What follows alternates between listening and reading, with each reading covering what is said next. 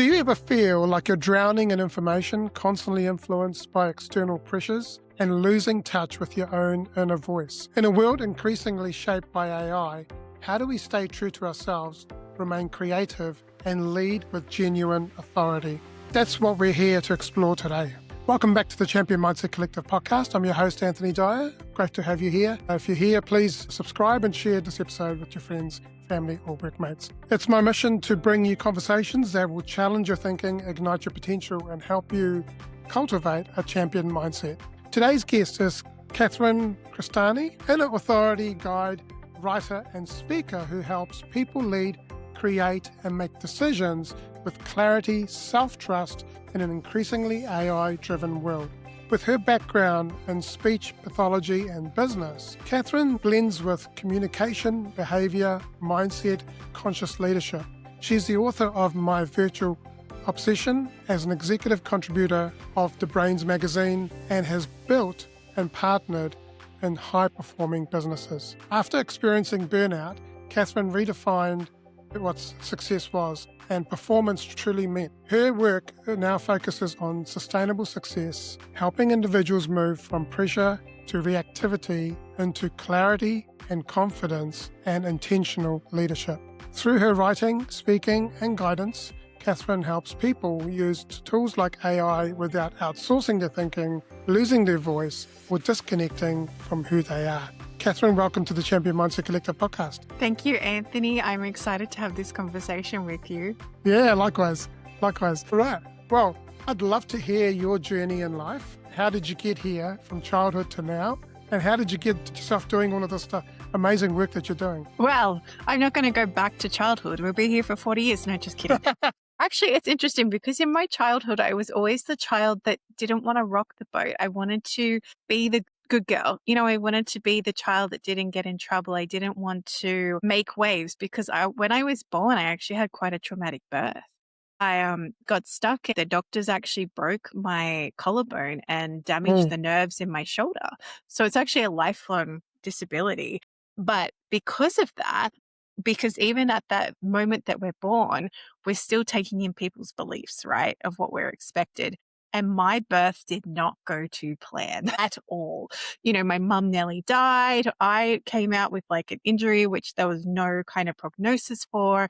And so that I feel fueled me into wanting to be this people pleaser, if you will, or more making sure everyone else was happy and putting myself last constantly. So even growing up, I tried to help my mum as much as I could so that I didn't feel like a burden, like I was an asset to have there. And it was only later in life when I reflected on that I realized how much pressure I actually put on myself. And I kind of stopped myself from having a childhood because I believed that I had to step up into this adult role really quickly when I didn't. There was no pressure from my parents to do that, but the pressure came from me. There was like the good girl academic, has to get, full marks, all that sort of thing. That was me, a high achiever. But I also had a self-saboteur who liked to trip me over. So I'd do all the study for the exam and get into the exam and just shut down, or I'd be coming up to the exam and my mind would go blank, even though I knew all those things. So there was all these kind of things that I had to learn to get around. By the time I got to university, I was a very different person. I was like, oh my goodness, I'm choosing what I get to study, instead of having to do your criteria to meet the exam marks kind of thing. And I knew I actually liked the culture of uni, which is if you don't do the work, you fail, essentially. Right? So I enjoyed that and I thrived with that. And I just had this goal that I wanted to create my own business. But I'd met my first husband when I was about 17, I think I was, and we got married young. So we got married just after I finished. So I was starting work, building a house, had a husband. So on the outside, it looked like I was ticking all the boxes. Then I got offered to buy into the partnership that I was working for. And I was like, oh my goodness, how amazing is this? But my gut said, still have your own business. And I'm very grateful I listened because I did still have my own thing in the background happening. And when my partnership imploded, so first of all, my marriage was built on making sure he was happy. And it was only when I realized how unhappy I was and depressed I was that I started to question things. And it was a friend actually said to me, I don't know who you are anymore, just as an offhanded topic, that I realized I didn't know who I was either. Because I truly lost myself in making sure everyone else was okay, that I forgot to look after me, you know? And so when my marriage fell apart, I was so happy, Anthony. People were asking me if I'd lost weight because I looked radiant. And I said, oh, yeah, you know, I lost 80 kilos because that's what my ex used to weigh. And then they're like, really? We didn't think you had that much to lose. And I said, no, no, no, no, no. I'm getting divorced. And they're like, oh, we're so sorry. And I'm like, I'm not, because I didn't see it as a failure. My family struggled with it more than I did, because I saw it as we just weren't working together, and that's okay. Yeah. You know, and as I stepped out of that and found myself again, and I was truly happy, my husband and I met. My new husband now, we weren't looking, we both got out of marriages. We did not want another relationship, but sometimes you can't help when you find the person you're meant to be with, right? Like you can't. So that area of my life was happy, and then my partnership started to fall apart, because what I was doing with my first marriage was, instead of going home, I was just staying longer and longer at work and putting all this energy into work. And suddenly I didn't want to be there all the time, putting out all the fires. And that is when it really shone the light into the fragility of the partnership that I had at the time. And so when that fell apart, I call that my nasty divorce. But when that fell apart, I was very grateful I'd already started my own company in the background. So from building that up, I built it in such a way that the culture always relied on me. And that is not a healthy way to build a business. I will tell you right now, because if I went away, everyone would call. You know, there was no one else to call. If I wanted to have some downtime or have a day off, I would still have to end up going to the office. I used to say I worked 24/7 because even in my sleep, I would wake up and have to get through the to-do list, which, if you do that to your system for long enough, you end up with the chronic stress, you know, chronic like adrenal fatigue. You end up with insomnia, with burnout. All those things come to play because your nervous system can't operate on that high level all the time. The only reason I was okay was because I was seeing my naturopath every week. Like I would go and walk out with more supplements or walk out with more things, but I knew I couldn't keep sustaining that. But I also had this bigger feeling there was something more. No matter how good my life looked on paper, it wasn't fulfilling me, because I wasn't able to step into what my soul was yearning. And there was this deeper calling. And really, it was through my naturopath that I met kind of my spiritual mentor. And she helped me unlock all my intuitive gifts and these deeper levels that I was searching for. And it felt like coming home. But part of that was there's this thing in a spiritual community called the dark night of the soul. But for anyone not in that, it's like your ego death. You have to let a part of you die. Die. Yeah, exactly. Yeah. And if you don't let that part of you die, you can't grow and change. So my death was my company falling apart. And I feel to share this because I can't make up what happened. So in the space of a week, so by this point, I'd realized I need to start stepping back from my company. I need to focus on my health. You know, I really wanted more time with my boys, like my husband and my son. I wasn't getting that. Like, what was the point? What was the point of having all this business and this income if I didn't get to do the things I was enjoying? So when I started to pull back, I feel my energy pulled out of the business at the same time. And what happened was, in the space of 1 week, I had 3 staff resign. Wow. So I was, and for various reasons, not even the same reasons. And I was not okay. I was on the floor in a ball, crying and rocking, because I'm like, how am I going to replace 3 staff? You know, I'm just going to have more work, you know, all the, oh my goodness, you know, what's going to happen? What's going to happen? So I eventually got up. My son and my husband were like, it's okay. You can get up. I'm like, I don't want to. I'm done. No, I got up. I'm here. So a month later, another 3 staff resigned in a week. And I still hadn't replaced the first 3. By this point, I was really angry, truly angry at the universe. And I went out and where I meditate in like the bush, and I was yelling and screaming. I was so angry. And I accidentally took that anger out on an employee. And but I did own that and apologize for that. So she was actually impressed that I took accountability. So I was like, no, I needed to. It's okay. Anyway, And then a month later, another 3 staff resigned in a Oh my week. gosh. Anyway, so then by that point, but I went, you know what? Those people aren't meant to be in my life anymore. And I'm not meant to be running this company anymore. I am done. And that's what started the catalyst. And I was so done, Anthony, that I went, I'm either going to sell it or I'm just shutting the business when the lease is done. That's how done I was. Truly done. Fortunately, someone bought it. That was great. So, and I ended up working for him. So by this point, I'm still trying to figure out who I am, because when you created so much of your life around a certain identity, you have to start stripping off. So I just kept trying on different coats, right? I'm like, maybe I'll try medical intuition, which is where you help people feel like you feel into people's pain and you try and figure out where it comes from. And I did that and I'm like, no, I do not want to do that. No, thank you very much. I could do it, but I didn't want to. I'm like, oh, maybe I'm meant to be working with herbs. So I did a master's in herbology. No, not meant to be doing that. Thank you. But I like the knowledge. Appreciate that. So I went through these kind of rediscovery of what excited me and what I wanted to learn. And it was only through stripping back those layers. And eventually I got a coach. And I was like, amazing. I've invested in myself. I'm going to start unpacking this worth story. Because when I got paid from my company, my subconscious belief was that I wasn't worthy of it because I hadn't worked hard for the money that landed in my account. Didn't matter. I'd spent nearly 20 years building a business, and that didn't matter to my subconscious. And this is the thing. If you're someone that's been in this situation who's listening, I understand. I understand how confusing it is when you have money come in and all of a sudden you're pushing it away like you don't believe you're worthy of it. And that's what I had to unpack. So I spent 2 years unpacking it. I'm like, I want to know why I'm creating these circumstances in my life. And so it was through all that I started unpacking things.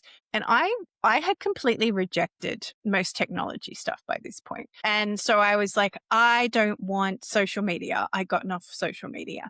I don't want to touch AI. I don't want to do any of this. And it was my coach went, how are you reaching people now? I'm like, oh, I'm going to events or talking to people. He goes, okay. And how many people do you reach maybe like in your time, like in an hour? I'm like, oh, maybe like 20, 30. He goes, what if you posted one thing on social media and it went viral and your message was heard by thousands or millions? And I went, and he goes, and that would take you 10 minutes max to do. I was like, all right, I need to go back on social media.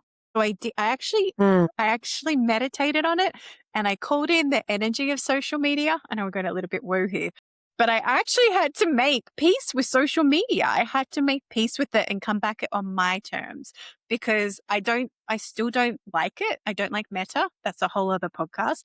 But at the same time, I had to make peace with that is how I was going to meet people. And I did. And I started having posts, like there were hundreds of views for each post and some had thousands. I'm like, okay, I am starting to make a bigger impact. Thank you for the feedback. And then AI came along. And I was like, I'm not touching that. I'm like, no, not touching that.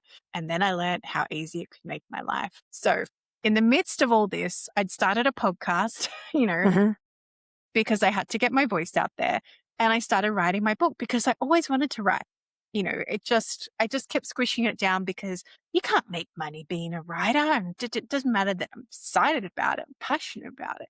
No, you can't make money doing that. And then I was like, you know what? I'll start a Substack. So I started writing, on Substack and then the book.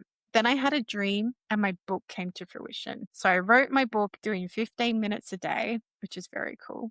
And then my friend edited it. And then I got to this point, I'm like, I know it needs another edit, but I feel like it needs a harsher edit. So I'm like, let's use AI to help refine this. Yeah. Let's use AI as a book marketer because, it's only as good as the prompts you put in. Yeah. And I did. And don't get me wrong, I had to fight it every time I did it. Yeah. I was like, this is amazing. Fix this bit. What happened here? Like it would go from like whole sentences that it was just editing or taking out the things that were just, because sometimes we like to prattle on, especially if you're writing a novel, you like to prattle on with details that don't matter. So it would take out chunks. I'm like, hey, you took out who this person is. No one's going to understand this. And they're like, oh, you're right. I'm sorry about that. And I'm like, oh, stop being polite. Just fix it.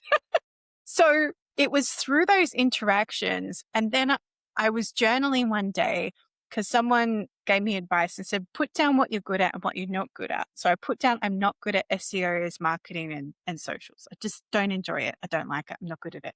And then intuitively, I got, just use chat. I'm like, what? So then I started using AI to put my SEOs in and do all the things that I didn't want to do, but it allowed me to have a bigger reach in the world. So the Mm, resistance I had initially allowed me to blow that open. So how it mirrored my work was a lot of the clients that come to me have yeah. this resistance of building their dreams. And Mm, I learned through me to unpack all of that. So now I share that with others so that they can come back to themselves and see that there are easier ways to do things these days. Like yeah. if I had these tools starting my business years ago, my goodness, things would have been so much quicker. Like when I bought into my partnership, I don't know when that was, they didn't even have an FPOS machine. Like I had to convince them, like, let's get FPOS. like just have something simple. I said, I'm still good with cash, but let's have an FPOS machine so those people who say they're going to the ATM and don't come back to pay us actually can pay us, just things like that, Yeah. and it's amazing how far and how much of a time saver it can be if you don't let it replace who you are at the core. Yeah, 100%. Thank you so much for sharing all of that. And there's quite a few similarities in there. I mean, I was never resistant to AI, but like my whole website ecosystem has been built using AI and on Lovable AI, and then I use ChatGPT to ideate it because it knows me so well. And an interesting thing is what you said about before about knowledge, about learning. Like SEO is something that I'm not good at either. But what I've actually done is actually built that into my ecosystem. And now when I create scripts, when I create the content, when I create the show notes, everything is written from the keywords and the perspective of who I am and what I do. And I've automated all of that stuff, right? Now, I remember like probably about 6 months ago or just over that, I was spending 8 hours. I mean, as a podcaster, how much time it takes, right? I was probably spending about 8 hours of my time editing, doing everything because I was doing it all myself. Now it takes me quarter of the time because I've systemized and automated everything. And the only thing really I have to do manually is even that in Riverside, we can edit just by using the words. The A and the AI tools. I love the AI tools actually in Riverside. It's Yeah. amazing. Yesterday I figured out how to, so I knew that it did thumbnails, but I didn't know that it did the 9 by 16 thumbnails. So I asked it to do one and it did it. And now I'm using it for all my reels. It's like, so I'm like, whoa, this is cool. So it's a minefield of functionality and information, and I think we've got to open ourselves to be able to embrace that and don't be not to be scared of it, right? And not to push it away because, and I get what you're saying about Meta and Facebook and so on. It's a bit of a love hate relationship with social media, but in saying that, it is the medium to get visibility in front of the people that we are wanting to speak with. Yeah. And I guess it's that balance between, do you want your message to be heard by as many people as can hear it versus do I want to have that fight with my ego about, that sort of thing. And you can Yeah, still choose how you use it and choose how you show up. Like yeah, I don't participate in the meta AI and I turn off a lot of the functions. I don't want it reading my chat and all those sorts of things in the background, yeah. Me, but this is where you can still have some choices with that. I don't have it on my personal phone. I only have it on my iPad and my computer. I would only have it on my computer, but the computer is very limited in what you can do on Instagram. It's very weird. And but the iPad has different functions, and I feel they do it on purpose, but that's a whole other story. well, it's because they want you to use mobile to be able to do quick videos, right? Unlike Yeah. other platforms who cater for both. Yeah. Now let's go into a little bit about what you do. So your work consistently highlights the idea of inner authority and staying self-led. And in your book, My Virtual Obsession, you dive into navigating the digital landscape. So how can creators specifically use AI as a tool without diluting their unique voice or outsourcing their core creative thinking. We're aiming for that high level aligned success that you talk about. Yeah. Well, I feel for me as a writer, I'll use it after I write the article. So I still put it together myself. I still write the article. I still put all my ideas in there. But because like we were talking about, like you mentioned before, Anthony, because you've trained your AI, and I know if anyone's tuning in going, what do they mean by training AI? The more you use it, the more it starts to reflect you, because AI is a reflection of what you put in it. So it will start to copy your words. It will start to copy your thing.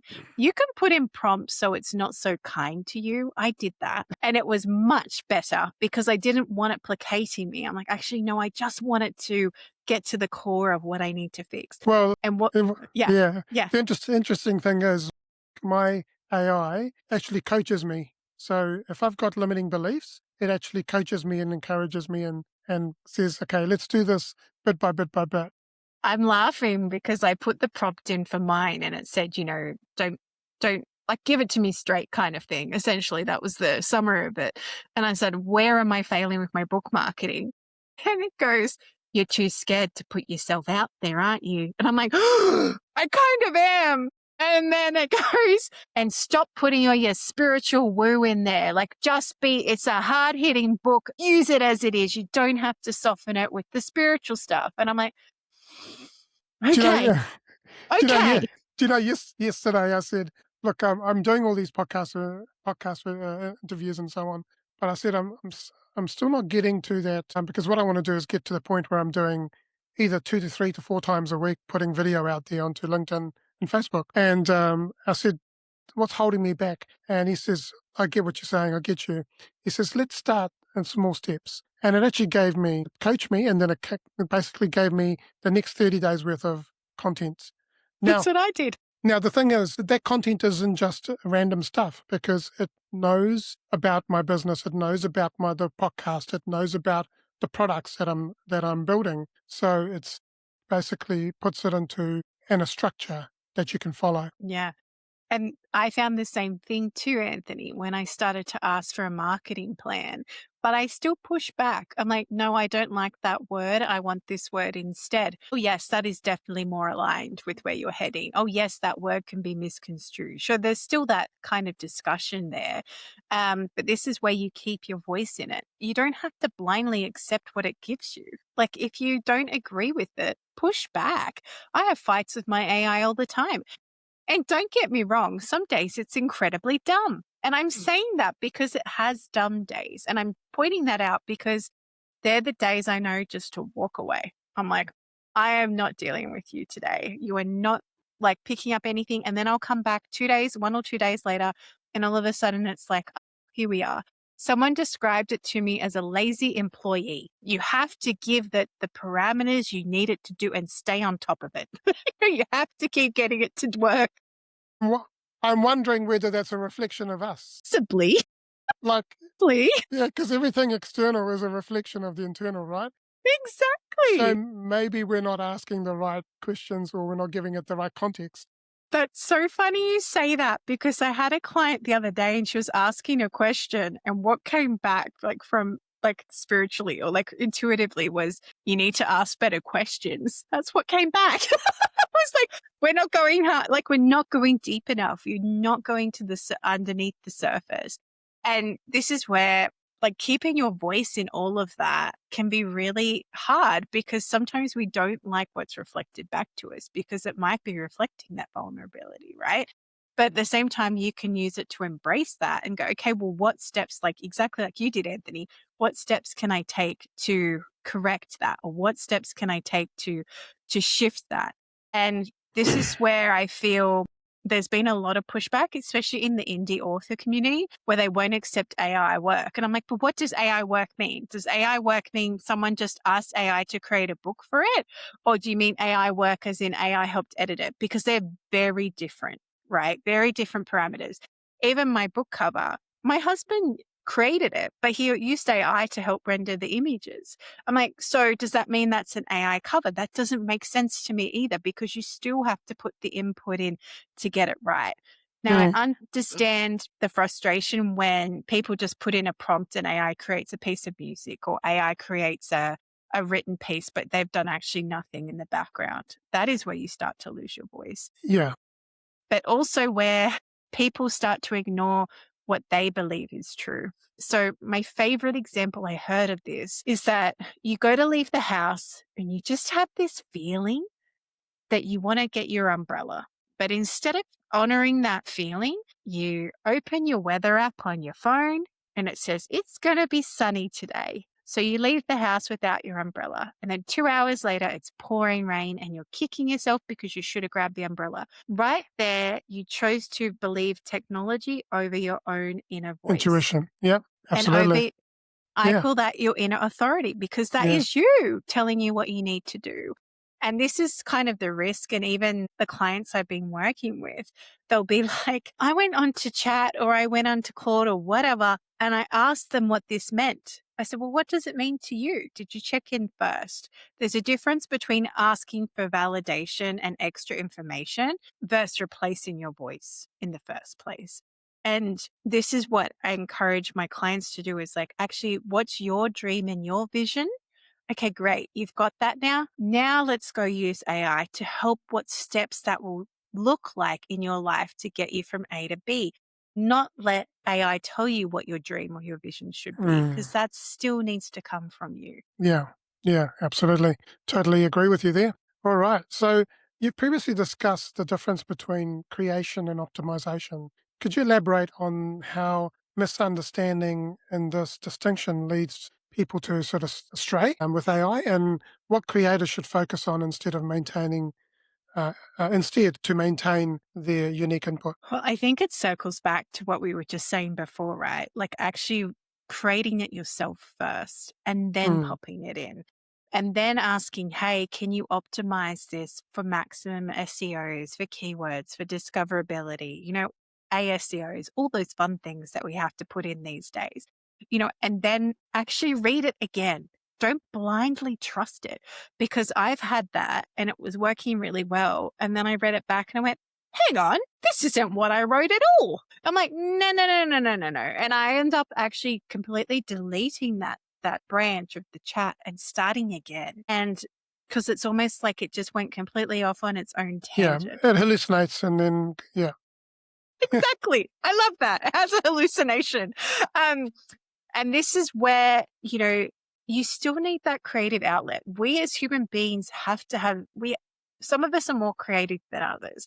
For me, I like painting, but I'm terrible at it. But I'll just do it for fun, right? Like I'll just do it with my son. We'll just do some crafting. I don't mind, you know, but writing, that is when I'm like in my happy place. And when I am just letting it all flow through and I'm inspired, I just let it come out. And most of the time, because chat is so trained, it doesn't do many changes. It might just, punctuate some points. It might add in a little bit of extra, but my voice is still there. But it has just optimized it instead of creating the whole thing for me.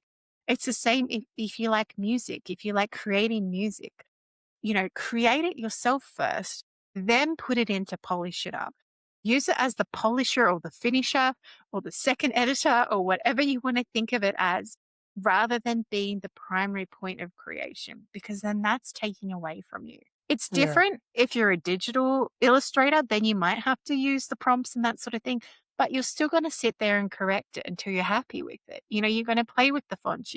You still have that level of creativity and the idea came from you. It's when you allow it to create the whole thing for you, that is when you get lost. Yeah. And then your voice suddenly that disappears. It just fades and it doesn't matter anymore. For someone who's feeling overwhelmed by the volume of AI tools out there, because every day there's new tools coming out, there's new advice, there's people selling, people on their own bandwagon selling different Claude or ChatGPT or, all the different ones that are out there. What's one practical mindset shift that they can make to ensure that they are consciously using AI rather than letting it dictate their You have to feel into what feels right for you. Like if it feels really icky, don't do it. So this happened to me just yesterday. I love the timing of this question. So I had some photos and I put them through and had like the words over the top, but I wanted to create the photos into a reel. So it moved across. And chat's like, oh, hey, try CapCut. I didn't know what CapCut was. So I went into CapCut and the images, it did really well, but then it wasn't putting it together. And then it's like, and then chat's like, here's the instructions. I'm like, I don't understand these, and it was just frustrating me so much. And then I sat back and I went, no, there's another solution. And then I just heard use Instagram edits. I'm like, I know how to use that program. I'll go do that. I've got the photos. I've got the words on the photos. I just have to put the transitions in. That's all I needed to do. But if I would have let myself get lost in that, rabbit hole of, and then I even tried Googling, what is a free AI tool to create rules, and then they look free, but then they're not. So I was just getting beyond frustrated. But when it came back to it, I was like, actually, I can't do this. I'm just going to do it a different way. So this is when you take that time and you breathe so you don't get overwhelmed by everything. You go, okay, what do I know how to use and what can I do? And if it's not perfect, it's okay because people like not perfect because then they know it's not AI. So Yeah. this is kind of the thing too, like for my son and I, sometimes we do this thing where we look on Instagram for something funny. So we'll go find a funny rule sometimes the algorithm's really good and we'll just be in stitches laughing. And other times it's completely off. But we sit there and I'm like, do you think that's AI? Because I think it's AI, Mum. It's too perfect. I'm like, I agree. It's too perfect. So, sometimes it's those imperfections and that keeping the human in it as well that can really lead you to allowing you to not be overwhelmed. And even if everything you hear us talking about is like, oh my goodness, SEOs and ASEOs and keywords and all that things feels too much, just break it down. Go back. Okay, what do I want to share? How am I doing that right now? And how do I feel I can enhance it? All right, I'm going to go now, pick an AI and say, hey, this is what I want this to achieve. Here is exactly what I want you to do. And then your voice is still in that and you're not in the overwhelm. The overwhelm just comes from not knowing how to get from A to B. And when Mm. there's so many options, that is when your mindset starts to fall apart. Just like me yesterday, just banging my head going, why can't I just get this into a reel when I had the tool the whole time? Because it was allowed like all these new kind of things. So this is Yeah. where come back to what you know first and also reach out to people and ask them how they do it. Yeah. And even what you were mentioning, like there's so many things people are selling, be careful with the templates. It's so Mm. interesting. One of my friends wrote an article about this. And she said, when you buy a template for something, it's not your voice. So you still have to override that template to get your voice into it. It's different if it's a set of systems, but if it's a template you're putting into the back end of AI, that is not your voice. It is someone else influencing it. And you're not going to get as accurate results as Yeah. taking the time to train it yourself. Yeah, yeah, exactly. You've got to give it the instructions and the background and all that sort of stuff. Like I was building a chatbot agent for a client's website. He's got 3 websites, and every single website has been built. Chat agent's been built with the instruction of who the doctor is and what that clinic does and so on. And the client is happy. Like he says, I don't even have to train my staff anymore. I just get them to go and chat to the chat agent, and they learn everything about the products. And like I said before, with my system that I've built, although it uses Gemini in the back end, everything in the brain is effectively the information that I've fed it. So it knows the type of voice it needs to show empathy and all that sort of stuff, right? So when it writes it in my voice, and so that's really important. But yeah, and it's almost like we've got to put our blinkers on and select maybe 1 or 2 tools that we're going to use and just not Mm-hmm. focus on everything else. That's because when Mm-hmm. when you start looking at everything that's out there, that's when you get the overwhelm. I think the most important thing is to get clarity on what the problem is that you're trying to solve. Yep. That's a key thing. 100%. And if you're clear on the problem you need solving, sometimes if you just write it down and put it on the shelf, the answer will come to you anyway. Yeah. And ask yourself why at least 5 times. Yeah. Why? Why? Why? Why? Why? Why? Exactly. Now Yeah. you've built businesses and experienced burnout, and which is redefine your understanding of performance. It's also many high performers and achievers feel this intense pressure and leveraging a new tool and AI and to maximize the output. So, based on your journey, what are some of the hidden costs of over reliance on AI? And I'm guilty of this, and decision making and the content generation. And what are some tangible steps that listeners can take to be more sort of authentic and aligned in the creative process? I feel one of the biggest traps is that we start to lose connection with other people and ourselves Mm, because we start to just rely on AI to tell us everything. So instead of even reaching out for people to support you that might be really good at what they do, you're like, I can do it myself. Because we have this tendency to want to do it ourselves or do it for free. And I can tell you right now, if someone came to me and said, hey, I'll do all your social media, and actually I gelled with them, they were on mission and that sort of thing, and it was a very reasonable price, I would say yes. But right now, that's not in alignment with me. And this is where it's picking what's right for you. I have clients that flat out won't use AI. I'm like, okay, well, what are you using? Oh, I'm using Facebook. All right, there's AI on Facebook, but that's a whole different conversation, right? But at the same time, I'm like, okay, well, what can we do to maximize that and maximize your voice there? And what are some ways you can interact with other people? I used to talk to strangers all the time on Instagram. That's how I connected with people, right? I would see them pop into my feed or I'd somehow come across their profile and I would DM them, not a sales DM. I want to emphasize this. I would DM them and say, hey, I really love the work you're doing. Tell me about that. And then I'm actually still having a human connection online rather than relying on, whatever the automatic. I hate the automatic replies on Instagram when you message somebody and they're the generic kind of sales one because it feels very impersonal and it feels like the person isn't there anymore that you're trying to talk to. It's like how we all get frustrated when we call the call centers or the bank call centers and you just have to try and get through the AI, like to get to the actual person. And you're like, connect me to a person.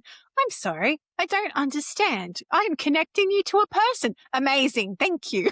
So this is where we still need that element of human connection and coming mm, back to how that looks. So for me, for example, I use chat to create the images for my podcast thumbnails because I wasn't doing that. And then I thought, oh, let me play with that. And now I'm in love with it. Now I feel now, and I'm still catching up. So episodes that come out, I will go back and do the thumbnails and then re-update it and everything. But the point of doing that is through that, I would actually see like who I was get lost. Like chat would try and make me look like this baby doll or give me a really long chin. At once it made my eyes look really like Asian descent kind of lineage. And I'm like, that is not me. Like, what are you doing? Like, I'm not blindly just letting you do that. Let me fix that. And sometimes it can feel overwhelming and you want to bang your head. That is when it's okay to walk away and mm, giving yourself permission to do that. The yeah. other thing I found really powerful was giving yourself a time limit. So not, I'm just going to keep going until I do this because some days it is frustrating and it's not working for you and that's okay. Just give yourself a time limit. For me, it used to be 20 minutes max on Instagram and I was off. Mm, Now it's like an hour max mm, playing with chat, getting everything I need to get done, and then I'm off. Because otherwise I get sucked in and I get frustrated and angry and I don't like it. So putting in those little parameters for yourself can be a really powerful way to help you stay connected to you and then connected to others, and it might be, today I'm actually just going to film a reel, and I'm going to get maybe chat to write the script, like write the caption for it because it'll save me time, but at the same time, I want to speak from my heart today. And how does that look? mm, How does that look when I just want to share a message? And trusting if you feel pulled to do that rather than I've got my 30-day marketing plan. This is what chat's telling me I need to do today. And I'll say, no, this is what I'm doing today. Okay, I think that's a good idea. Let's do that. Great. Thank you, chat. Thank you for Yeah. being an agreeable employee. So at the same time, you can still push back. And the other aspect of that is don't let chat replace a conversation with your other half. I work a lot with people in relationships, not just with themselves, but with other people. Don't go to chat. And if you've met someone amazing and they're ticking all your boxes, they make you feel great, don't go in a chat and say, are we compatible based on our astrology charts? And then if you get a no, ending the relationship. Or the Mm, other one is that I heard the other day was asking chat what to say to your partner in a text. Just actually have a conversation with them. mm, Yes, it's different if you're saying, hey, how do I work through this situation? What are some ideas and strategies that I can apply to have a communication, like to open communication? But when you're letting AI write those intimate messages and things like that, that is when you've lost connection with those yeah. around you and with you. Yeah, absolutely. Yeah, you want to sound authentic and yeah, you want to connect. I think a human connection is important, and yeah, that's given me a bit of a kick up the backside as well. Take it as a sign. As a sign, yeah. Well, and I think yeah, I think it's important, and it leads me on to my next question: is it is important to be conscious about these things. So, how does your concept of conscious leadership apply to the ethical, responsible use of AI and in a way that it respects both the creators and the voice, but also the impact of the content that is produced? Don't lie. Don't let Mm, it become something that you're not. This is why it's important to use your critical thinking that God gave us. mm, Use your critical thinking and your own discernment. Discernment is that deep knowing whether it's right or wrong. If it does not feel right, don't allow it to happen. mm, Push back, no, that doesn't sound like me. Try again. mm, Even for me, when I was trying to come up with the title, for what I did because it's really hard to encompass it. And I used to say I was a coach, but coach kind of is a tainted word at the moment. So I went, I don't want to be a coach anymore. Oh, you can be a mentor. Yes, mentor's perfect for you. I'm like, no, don't like that word. Hang on a minute. And then had to really push back to find the words that felt resonant with me. And yeah, this is where you can keep your creativity, you can keep who you are by making sure whatever you post sounds like you, or yeah, making sure whatever you post is a representation of who you are in that moment. Because we change and we evolve, but this is how you can consciously lead yourself through that and consciously lead others as well. Because you can feel, I know it sounds weird, but you can feel energetically when someone posts something, you're like, that doesn't feel like them. Or it's so staged or put together that it just doesn't feel, the energy doesn't feel right. And we talk about energy, but it could be just a feeling in your body. Like for me, when something's really off, I want to throw up. I'm like, mm, nah, no, thank you. I don't want that. mm, So the more you can tune into you before you start using all these tools, the more you can start to keep it as just as a tool in your back, in your pocket, I guess, or a tool that's assisting you rather than you letting it dictate to you what you should be doing or yeah, you letting it dictate to you how you should show up that day. yeah, That is not yeah, representative of who you are in all yeah. of that. Thank you for that, and I totally agree with you there, Catherine. Now, your work helps individuals shift from reactive patterns to intentional leadership. When it comes to AI, is it easy to react to the latest trends or feel pressured to adopt every new feature that's coming along? Yes, because it's like that keeping up with the Joneses thing, right? I've never been that person, so I don't fully understand. Like, I remember when I was at university, everyone had a MySpace. I still don't understand what MySpace is. And I was Yeah, one of I the, do. I had one of okay, those. you had one of those, yeah. But I was like one of the last people to get on for Facebook because I was kind of the last holdout. I didn't upgrade my phone. I still had like a old Nokia when all my friends had iPhones, and I would, I would bring my iPad with the navigation because I couldn't put it on my phone and my friends would make fun of me. But it's just me. That's just what felt right with me. I just didn't want to have, all of that in that moment. In saying that, I have got a newer iPhone now because my old iPhone, which was like an iPhone 7, was dying a spectacular slow death. And I was like, actually, this is impacting me at being able to collect payments from people and working and all these sorts of things. Whereas my new phone, like I can put my FPOS machine on it and people just tap their card to my phone. Blows my mind. Still does every Mm. time it works. Mm. But the point of all that is that, we can get overwhelmed with the trends. So if it doesn't feel right for you, you don't have to do it. I think everyone was putting in the same prompt and creating like the dolls in the boxes, the Barbie dolls in the boxes. Did you see that trend? And Oh, yeah. people were putting in like this prompt and then it was creating them as a Barbie doll with the accessories and things like that. And I was like, what? I'm not getting on with that. That's so weird. Like what? Like, I did it but if, once, but yeah, not Barbie doll. It was yeah, a G.I. Joe. no, no, no. It just basically created me as in my business. Okay. Yeah.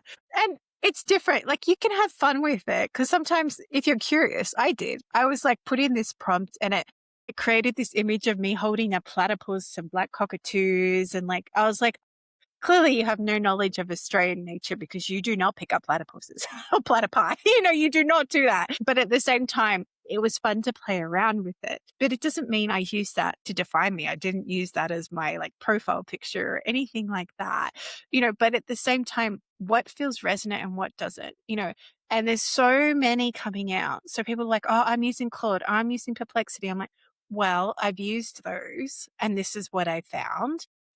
I said, but I have put most of my input into chat.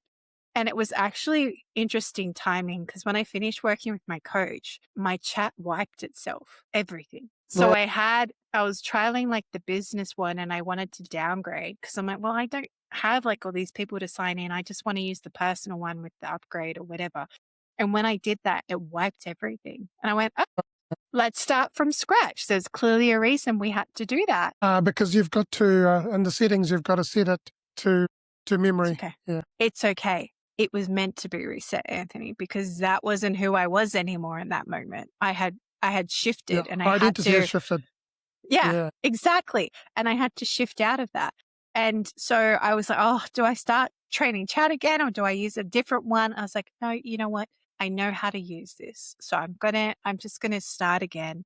So my old chat was called Kev. My new chat's just chat. I didn't actually name it this one. And, it's still about coming back to, I don't need all the shiny things because if you're using all the shiny things to measure how successful your business is, you are going to fail right now. I will tell you right now, because success is a feeling. It is not the material lists and ticks on a piece of paper. So, if you haven't found that feeling of what success means to you. So for me, success is when I'm at peace. Like I feel so at peace. There can be chaos happening around me. And I'm like, it's okay. I'm at peace. I know I'm on my right path. I'm being successful in what I do and sharing my message. I don't need that if I don't want that. So it's a conscious choice. Okay. I like that AI tool. I can see how it's really helpful. Like I just started using Opus. I'm like, oh my goodness, where has this been hiding? Like things like that. So if anyone doesn't know what Opus is, you can put like a YouTube link in of like say my podcast, for example, and it will pull a really good clip with your parameters put in. And it will And actually rank it on discoverability too. is Yeah. Opus part of another tool or is it a separate tool? It's a separate tool. But There we go. but I don't use it all the time because I'm like, I only use it for those episodes where I'm like, I truly don't know which thing to pick here. Like, or, it's just like, I don't know. I'm tired. Help me find something, But you use Riverside, right? I do use Riverside. And Riverside has all the reels in it. It does. Sometimes I don't like them. Fair enough. So this is where this is where you come back to discernment, right, Anthony? And you're like, do I like what they've chosen? Yes or no? No?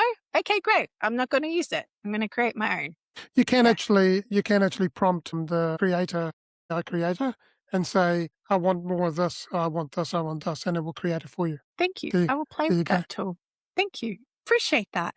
I just did that Substack before. does it too. Substack does it in the background as well. They create clips for you as well. So it's really, when you start to unpack these tools, you'll actually realize you have more than what you do. But if you have, Yeah. sorry, go.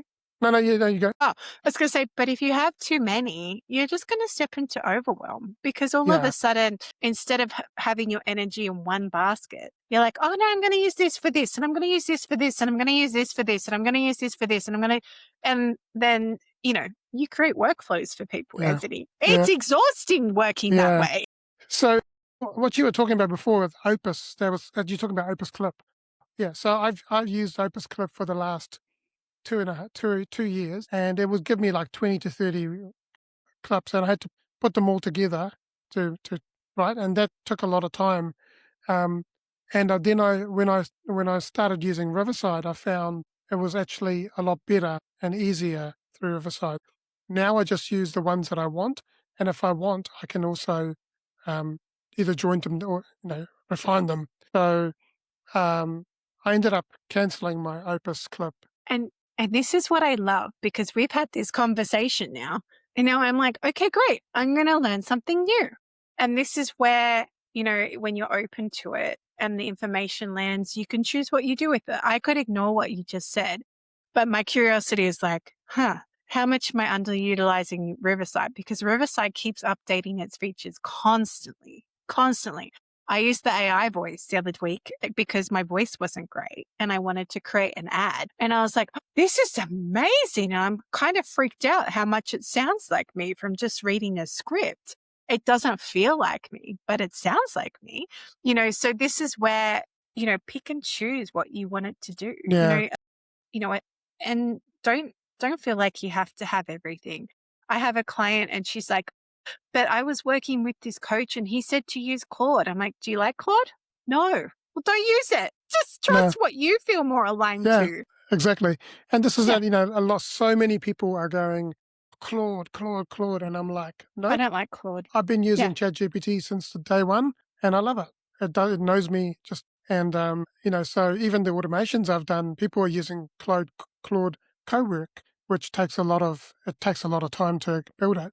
I use ChatGPT and Lovable. Between the two, I build all my automations. So I ideate with ChatGPT because it knows me and everything, knows my business, and then it gives me a prompt that I put into Lovable and say build this, and it goes and builds it. And first time works perfectly. See, and this is the thing, like everyone can be listening to this going, but I prefer perplexity. Good. Stick with Go that. for it. Yeah. Trust it. Trust what you feel you align with. And this is the whole point. If you ignore what is coming from inside and just take what everyone else is telling you, you're going to live a very confused life. I'll tell you right now, because you are ignoring your inner authority. You're ignoring that intuition. You're ignoring the clarity you have stepping forward. And this is where you will get lost in AI. This is where Yeah. you will let it replace you. And this is where, people talk about, the emotional component that it's starting to bring in. No, you feel the specter of emotions. That what makes us amazing being humans. Allow yourself to go through that. And yes, by all means, use your AI tool that you choose to give you an insight on your next steps. But if it's something big that you need to work through, pick a human because humans can see other layers underneath that AI can't. Because as we've talked about many times, AI is a reflection, whereas humans will see beneath the layers. Yeah, exactly. Yeah. And in your experience, what are some of the common reactive patterns that you see people falling into with AI, and how can they be more conscious to break away from it and then reclaim their agency? I guess it's that running to AI to get the answer rather than trying to find it yourself first, right? And don't get me wrong, like some things I'll just go pop in AI. I'm like, hey, how do you do this? Like how do I put the SEOs in the background of this? Or, something like that. But when it comes to relationships, your career, even your business, try and tap in for yourself first, and it was interesting because I was having this conversation with AI about the different types of soul relationships, right? So like we've heard twin flames and soulmate. And anyway, so I said, can you actually define these for me? And then it came back with this thing called a karmic relationship. And it's like, do you want me to explain this? I said, this is my understanding of a karmic relationship. And it wrote back, actually, you're more perceptive than most people. Most people wouldn't even understand those hidden layers Mm, because I came from within me rather than me letting chat in this case tell me what it meant. So instead of reacting to it, I was like, actually, let me pause for a minute and respond to it. And this isn't just with AI, this is with communication with other people as well. We naturally want to react. And when we react, we often say things we regret. We say things out of anger, or we say things because we want to win or we want to hurt them. We want to be on top. Yeah. We want to come out on top. That is not a good way to build a relationship with anything or anyone. No. It doesn't matter if it's AI or a person. It doesn't Yeah. matter. And this is in terms of being reactive. You want to just come back and go, okay, let me pause for a minute. Let me sit with that information that I was given. And does it feel right? Does it seem right? And if it doesn't, maybe ask the question a different way, or ask your Mm. 5 whys, right? Or go deeper that way. And then you're Mm. not creating a reactive environment. You're actually using it as a tool to go deeper. And then also you can go, all right, thank you for that surface level answer. Who should I go to support me to go deeper than that? Especially with mental health, especially with physical ailments, especially with, if you need to talk out a relationship, trust the human side of things as well. Mm. We still need that human element. So instead of doing that reaction to the AI, like pause, think about it and go, okay, maybe I need to talk to someone, or maybe I'm going to ask the question differently. Yeah, absolutely. Yeah. Yeah. Agree with you. Absolutely. Now, you talk about your avatar being done outsourcing their thinking. For someone who's at that point where they're, be unsure how to start leading themselves with AI, what is the very first step that they should take to cultivate that inner authority? It depends how harsh you want to go. Honestly, see if you can spend a day without your phone. That's hard. Can you? Yes, it is, because we've created this dependence on it, Yeah. right? So see if you can spend the day without your phone. Step 1. Step 2, can you look at yourself in the mirror and actually see you for you? Are you actually able to start to talk to yourself and have those inner dialogues to go deeper within you? As you pointed out earlier, Anthony, what happens inside you is a reflection of what's happening outside you. So if your business isn't working, it might not be because you've done all the SEOs and everything. It might be because something inside of you is making it not work. Mm. And the energy of your business is a reflection of you. And I know this personally. So at the start of the year, I journal a lot. So that's how I come back to me. And I don't do it through AI. I just trust what questions I have and I write it down and see what comes up. So I wrote down at the start of the year, why don't I have any clients? And I wrote back to myself, because I don't want any. And I went, oh, okay. I don't want any. Why don't I want any? You're tired. You need a break. You need to reset. You need to focus on your book. There were Hmm. so many reasons. And then about 2 weeks ago, I went, you know what? I'm ready to see clients again. And as soon as I made that decision, I had nonstop clients coming through. And this is because I was creating the outside reality from inside me. And I just needed that break just to focus on my book, to get a few things sorted, to get my ducks in a row, if you will. And then I could show up better for people. And if I would have asked AI those questions, it wouldn't have known any of that, because it doesn't understand what's going on that deeper level within me. So your own soul, your inner authority, your intuition, whatever you want to call it, inner wisdom, knows you better than anything outside can. So Mm. if you're seeing all these things happening on the outside of you, instead of saying, why is this happening to me? Why is this happening For me. for me? Yeah. Yeah, everything's happening for you. And your body, your internal compass is telling you what you need at the time. So you've got to listen and connect. And if we're not, then like AI is not going to be able to tell us how we are internally, right? So everything you desire is inside of you. All right. So how can creators establish a robust internal framework or bridges between mindset and performance to critically evaluate AI generated content, insights, and so on? That's a tough question. So I feel the first component of that is make sure you have good habits for yourself in the first place to create. Because if you don't have habits to create, then you're just going to get lost in the AI minefield of what comes back to you. So like I said, I wrote my book doing 15 minutes a day. Is that what you want to honor to your crafts? Do you want to And if he's telling me I don't have time, I hear people saying that. But like, you can create time. Time is a figment of what we put in this space, right? You can stretch time. There's all these things. And if you don't get up 15 minutes earlier, there's your extra 15 minutes for the day, And as a mum that's been sleep deprived and you're like, oh, no, like you trust me, it truly works getting up in that quiet hours before your child wakes up, because you don't have to worry. It's like you don't have to worry they're going to come and ask for food. You can just knock it out and get it done. And also to allow yourself to play before you tap into the AI. What do I want to create? What do I want to bring into it? And then when you get into that AI component, it's like, okay, what do I actually want it to do? You can write it down. You can have a clear idea. You can ask it for the steps, because sometimes if we don't know, it's nice to have the steps there. Okay, great. I've got that aspect now. How am I going to create that and create like little habits around that? And, Atomic Habits, the 5 a.m. Club, they're all great books because they talk about this and they unpack how important it is to create habits in our life, but good habits that we choose. And that's the same with AI. It comes down to, what are you choosing to let it do for you? And if you're a creator and someone that's making things, you want to try and get yourself doing the actual video reels, or you want to try and get yourself actually the photos of you, because I can guarantee you they always distort your image no matter what. Yeah. There's always some weird little thing that they've changed. Like, I don't mind if they make my skin look smoother or make me look younger. I don't mind those ones. But when they give me like a bigger chin or make me look like a baby doll, I'm like, oh God, that's not me at all. Yeah. And no matter how many prompts you put in, they're not going to fix it. You have to start again. So this is where having those parameters for yourself and checking in. Hey, have I been on AI too much today? Do I need to have a break from technology? Do I need to go spend a day walking in the bush?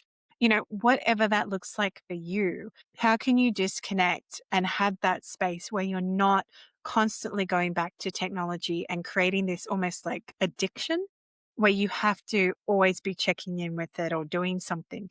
We're not designed to do all the time. We still need to rest and reset. And we have this perspective in society at the moment with this hustle culture, or we have to push, do. And that is not good for your mindset. That is not good for your business. And it's not good for you. I know. I lived through it. I will tell you right now, having your body go numb because you pushed yourself so hard is scary as, but, when you start to be more in flow and you actually in alignment with what you're meant to be doing, you don't have to push. You're like, okay, I don't feel like doing a post today, so don't do it. It's okay. It's not going to kill your algorithm. I promise you. Now, if you have a week off, I can't promise you it's not going to hurt you. But at the same time, if you don't feel like showing up on camera, maybe you have so what I do is I bank things as well. When I'm in the mood, I will have a writing spree and I'll write all these articles when I'm inspired, and I bank them for when I'm not inspired. And then I stagger the release of them.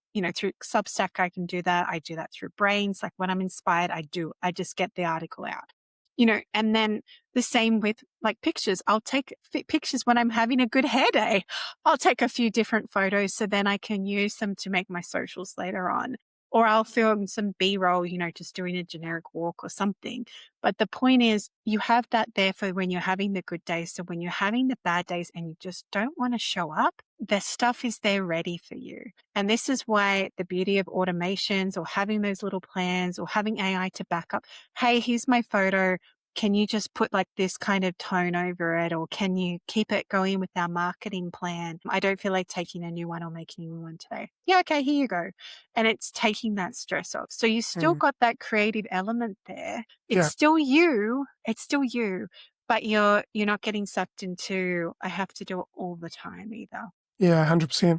Yeah. Consistency is important, but like also, as you said, if you're having a day where your body needs rest, then you've got to take the time out and agree with the flow state. Be in flow state, be in flow rather than grinding and hustling. It's not the way to, yeah. No. And if you don't If you don't start to shift to that, we're energetic, like astrologically, we are shifting to that. So you're going to struggle if you fight that, and your body needs to rest. Like if it's telling you to rest, rest. If you don't want to have a day on the computer, don't go on the computer. It's different if you have lots of commitments, but what can you do in between to break that up? Can you go Yeah. for a walk? Can you go read a book? Can Read you a book. do something? Yeah. And break that up so you doesn't feel as much of a tax as it normally would.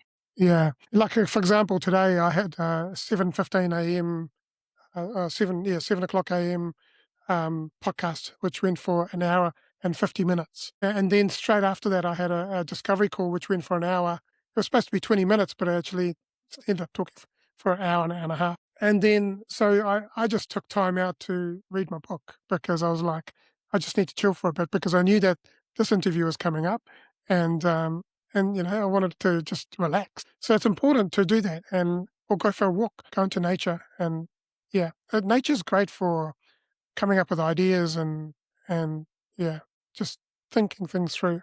And grounding. So if Ground. anyone's not sure what grounding is, just look it up. There's so much research now. It actually helps with inflammation. It helps reset your nervous system. It helps actually just reset you. Don't underestimate the power of hugging a tree. I know that sounds so funny, but it's actually incredibly powerful. Yeah, yeah.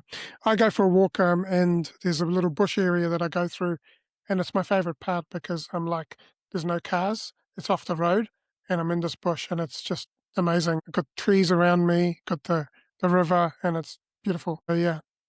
Alrighty, so you guide people to strengthen decision making and operate with authority in a world where AI can offer data driven insights and even predict outcomes. What is the role of intuition and personal wisdom in making those high level decisions, especially when those decisions involve integrating AI into the core business and creative strategy? I have reinvented myself so many times that it's funny because AI almost struggles to keep up, right? Because sometimes, and especially, I was just reading my astrology and human design today.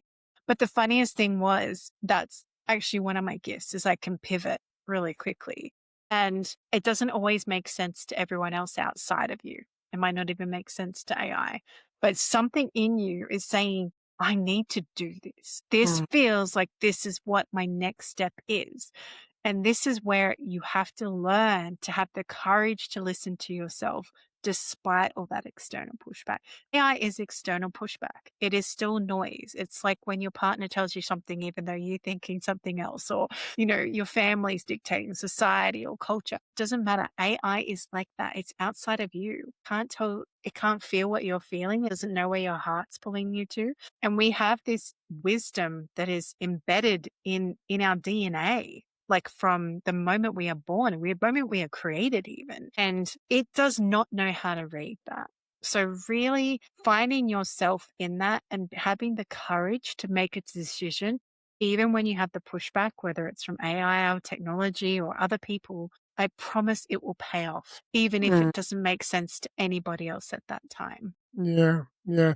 And when a client comes to you, and they're unsure about like a major decision in their life or their business, how do you help them navigate through, back into the inner knowing? Sometimes we have to calm the nervous system. So sometimes we have to get them out of that fight, flight, or freeze state. Mm, And so it might be we do exercises to shift them back into their body. Sometimes we have to talk it out and do some NLP, some reprogramming of beliefs and see where those beliefs are coming from.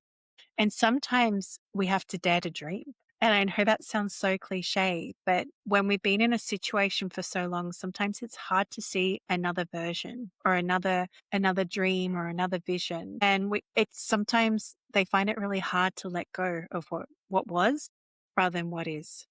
So my favorite example, but the best example is when we marry someone on our wedding day, we don't imagine the marriage falling apart and you having to get a divorce, right?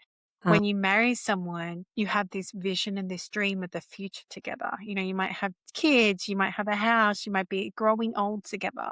And when that doesn't happen, sometimes it's really hard to let that go and come back to our inner wisdom. And then the other part is unpacking the limits that we put on ourselves. because our minds can tell us that we can't do that. And I often just say, why not? Why not? Why can't we do that? Someone will come to me, it's like, oh, I had this idea to start a jewelry business. And I said, why not? I don't know why not. Okay, we'll do it. Go ahead. See what happens. If you don't try, you don't know.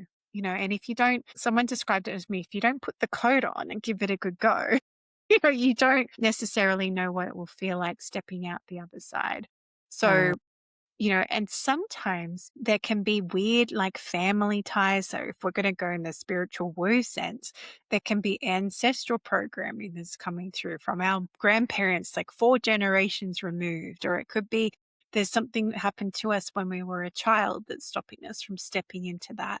Or it could just be we're in the completely wrong career. I have met people that are in the complete wrong career, and I'm like, what do you want to be doing? I want to be doing this. I said, so why are you doing that? Well, I don't know, because this is what I've gotten used to. This is what I'm comfortable with. And often people can feel vulnerable and scared stepping into the unknown because we don't know what's coming. But that step, being able to say, actually, I'm going to have the courage and step into the unknown and try the new, is where you'll find the most peace than staying in the old where it seems comfortable and easier. Yeah, 100%. Yeah, absolutely. Yeah.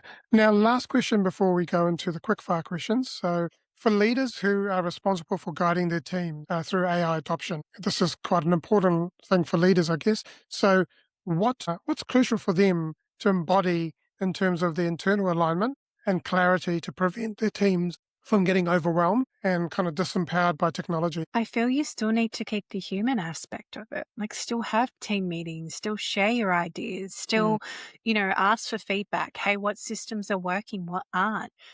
Can you, I want to hear from you as a team, what you feel is in alignment and what's not. And this mm, is how you're going to keep the human in businesses. This is how you're going to keep the human aspect alive and that connection, because if everyone's just talking through computers, you start to, and through putting it through AI systems or integrations or whatever it might be, you start to lose that. And people still want that connection. We are wired to be social beings. yeah, We don't do well alone.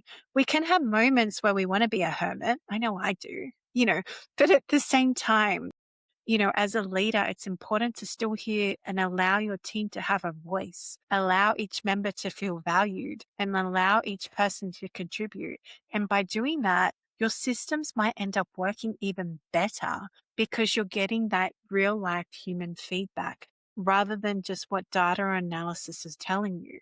And this is where we can, as leaders, we can keep leading our teams despite having all the AI integrations or having more and more systems become automated, because it's still allowing everyone to share their voice, share their thoughts, and actually give value to them. Because as human beings, we are each unique and we mm, each are here for a reason. So yeah. treat people that way too. Yeah, yeah, it's important to have that human touch and having people actually still like a community, right? And I was listening to this video about Steve Jobs and how at Apple they basically split Apple up into little companies, and they would come together and they would actually talk about you know the challenges they were having and so on. So I think it's so important that we still connect on a human level, and then let the technology do the repetitive things that we don't want to do.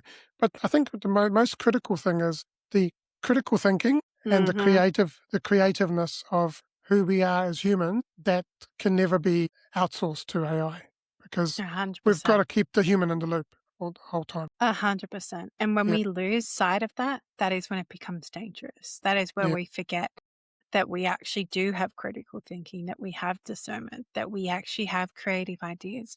And we don't need AI to tell us what ideas we're having. yeah, we can have the idea and ask AI, hey, how would I do this? That's yeah, great. yeah, Yeah. yeah. Yeah. And I think majority of the time we are operating in our logical brain, but we don't give ourselves enough time to operate on the creativity side of it. If AI is able to do logical stuff, then we've got to get more creative and critical, right? So, yeah, there we go.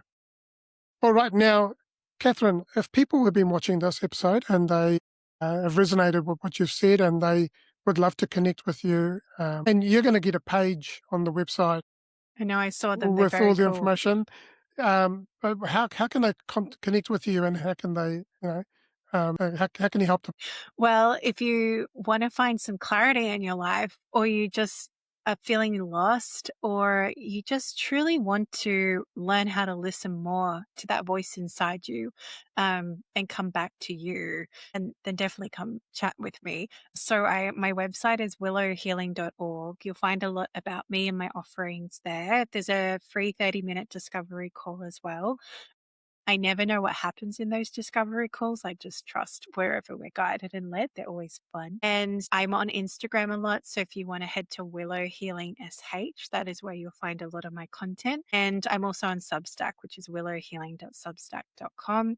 And if you want to find my books, you can find them through my website or they're on Amazon. So I have My Virtual Obsession and another one called Pillars for Life, A Guide to Spiritual Ethics and Practice. So yeah. Yeah. Well, all of those links and even the books will be linked into the episode page for this episode. Also, listeners and people watching will be able to also read an article, and you'll be able to download a free practical guide that will basically give you the steps to help you on your journey as well. Amazing. Yeah. And if anyone out there is struggling technically with automation and so on, then please come and have a chat with me. I'd love to help you. Yeah. All right. We're at the quick fire questions now. So the first question for you, and you can answer this in a short sentence or a single word, is how do you define success, and has that definition changed for you over time? Peace. Maybe it's peace. And it has changed. It used to be all material stuff. Yeah. Who's been your greatest inspiration and why? So cliche. I'm going to say myself, because I actually surprise myself every day on the things that when I look back, how much I've actually achieved. Yeah, 100%. You're shifting identity all the time. Yeah. Third question is, what is something that you believe that others may disagree with? That the strongest voice you has comes from your heart over your head. Absolutely. If you go back and give your younger self one piece of advice, what would it be? You don't have to save everybody. What is one message that you'd like to share with the world? If you can find the courage to follow your heart, magical things will happen and the universe will just allow things to flow to you. Got to step in. I have this analogy. You got to step through the automatic door sensor. If you don't step up, then it won't open it for you. What does it mean to you to be a champion and have a champion mindset? For me to be a champion, it's actually cheering for myself, because I had to go through so much self-worth and everything. It's like, I actually know I believe in myself and I don't need anyone else to tell me what my worth is. And that is part of the champion mindset as well. Awesome. Thank you, Catherine, for this amazing, incredible, insightful conversation. And you've helped us understand how to engage with AI in a way that truly empowers us rather than detracting us from the unique essence of who we are. That the clear, conscious leadership, self-trust, staying deeply connected with ourselves, but also others, and having that inner authority is vital. So for listeners, if you've been listening to this or watching this episode, and you're ready to dive deeper into Catherine's work, explore her books, connect with her guidance, you can find all of the links in the show notes, but also on the episode page. They'll be on the Champion Mindset Collective podcast episode website. And Catherine, thank you for sharing your wisdom with us. And it's been great. And until next time, keep cultivating a champion mindset. Lastly, I just want to say you are loved, you are worthy, champion your life, champion your greatness, and have an amazing day.